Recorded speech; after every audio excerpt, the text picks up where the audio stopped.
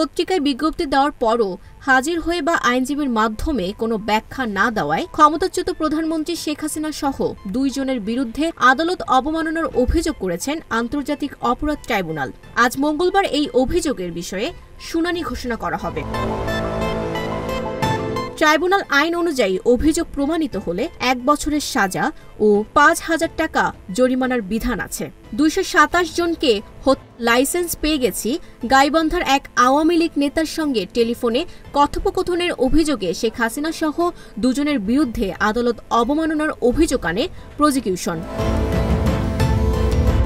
এছাড়া 5 আগস্টে চানখারপুলে 6 জনকে হত্যার মামলায় পুলিশ সদস্য নাসিরুল ইসলাম, আরশাদ হোসেন, ইমাজ হোসেন ইমন ও কনস্টেবল সুজনকে ট্রাইব্যুনালে হাজির করা হয়েছে। Sabikun Nahar Sadia, news flash 71।